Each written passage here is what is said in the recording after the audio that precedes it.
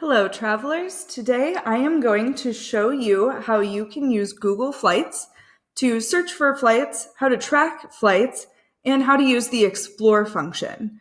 First, my name is Samantha. I am the 9 to 5 nomad. If what you get today is valuable, be sure to subscribe. I post every week on travel tips and different things that you need to know to be a better traveler. So the first thing you'll do is navigate to Google Flights. You can go to flights.google.com and put in your home airport. If you have multiple home airports, you can typically choose them by selecting your city overall or using this add button. So let's say that you live somewhere between Chicago and Indianapolis. You can choose both of those cities to search from. The next thing that you'll do is select your destination. Let's say that we wanted to visit Rome. So we will type Rome into the search function and then decide on the dates that we want to travel. Let's say that we wanted to skip town over the 4th of July week. So we would go Saturday before through Saturday after and hit done. At that point, it will start searching for the best flights for you during that time. What comes up first is what the algorithm says is the best flight. So that it is typically a mixture of the cheapest flight and the one that takes the least amount of time. The first flight that comes up is the flight that is nonstop and has the cheapest price of $494 round trip. And we can see that this one is from Chicago direct to Rome. If you're not ready to book your flights, you are able to track prices on these routes. All you have to do is select this toggle here, and it will ask you to input your email address if you don't already have a Google Flights account, and it will automatically send you updates anytime that there's an increase or decrease in that price. Now let's say that you're not satisfied with these prices or with these dates. You can also select the date grid feature. When we click this, it'll tell you what the prices are comparable to other days. We can see that traveling on Sundays is typically very expensive, whereas the midweek trips tend to be less expensive.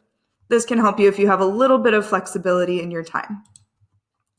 Next thing that we can do is select the price graph. This is going to tell us different prices for the same flights depending on days. This one is about 5 months into the future, so really every day looks pretty similar on this price graph. When we start to get closer to the day of, we'll see the prices go down. For example, this is going to keep our 7-day trip. We can say that we would rather have it be 8 and get different prices. And we'll see that leaving on Wednesdays is going to be significantly cheaper round trip than leaving on the Saturdays that we had originally dictated. The final thing that we can do here is select nearby airports. Leonardo da Vinci might be relatively close to Florence, so we can play with that, as well as Naples. This is especially helpful if the goal is simply to visit, say, Italy or a specific region, rather than going to one city in particular. Finally, when you choose to book a flight, you'll select the one that works for you. We'll select a returning flight, and we will have the option to move forward with our purchase from here. So that was how to search for a flight and how to track flights. If we go back to the Google Flights homepage,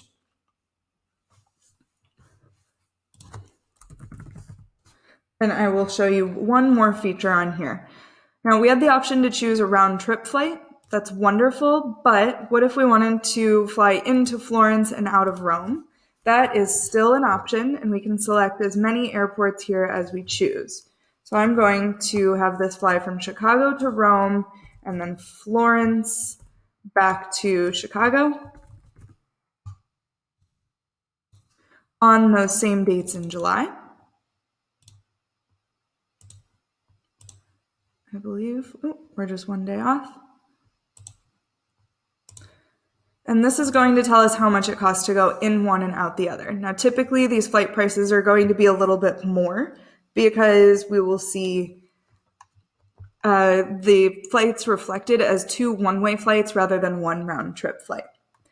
The final thing that I want to show you is how to use the Explore feature. So we will navigate back to googleflights.com, and we will choose to explore destinations here. Now, this is a wonderful feature if you simply have a week in July that you know you want to use, but you don't necessarily have a destination in mind. So what we can do again is I will type in Chicago from our origination point. We can choose a 1-week trip in the next several months, or we can choose a specific month. So let's say again, we have a week in July that we want to spend. And we will see all of the prices from around the globe to see where the most price advantageous place is to fly. Why I say price advantageous, because it might reflect some really long layovers, so that's something to be aware of. But let's say that you have a goal of just visiting somewhere in Europe during the month of July. We can then see the different prices that it would take to get to different airports here. Let's say that we select Paris because it looks pretty cheap at 336 euros round trip. We can then view the flights from here, and it will show us if there are layovers, how long those flights take, etc. And you'll move forward with the purchase process just as you would if you were booking a regular flight. So that has been how to search, how to track, and how to use the Google Flights Explore feature. If this has been helpful for you, please be sure to subscribe and share this on your channels. Thank you so much for watching.